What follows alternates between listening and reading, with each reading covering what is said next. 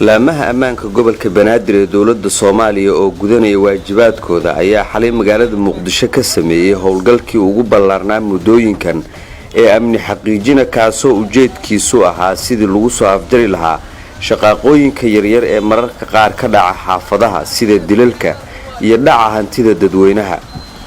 howlgalkan oo laga sameeyay degmooyinka Hodan, Howlwadaag, Yaaqshiid, Kaaraan iyo Cabdicasiis ayaa sidoo kale ujeedkiisu ahaa ka hortagista weerarada qaraxyada iyo nafhaliga ah ee nabadiidka Al-Shabaabku ay geysan karaan inta lagu mashquulsan yahay arrimaha doorashooyinka. waxaana horkacayay taliyaha booliiska qaybta gobolka Banaadir Korneel Faarax Maxamuud Aadan Faarax Qaroole.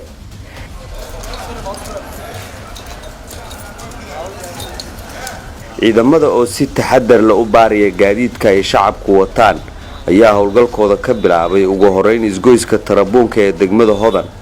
sidoo kale qaybaha uu ka kooban yahay suuqa weyn ee Bakaaraha sida qaybta dharka, daawada, masaajidka Abu Hurayre iyo halka laga raro gaadiidka xamuulka ah ee gobolada aada ayay ciidamadu ku xujiyeen howlgalkooda iyagoo luuqluuq u galaya aagaasi.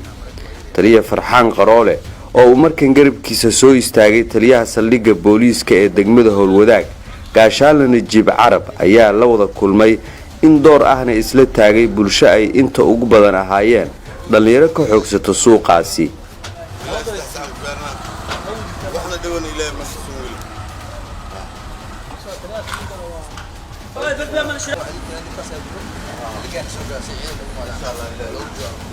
وين ما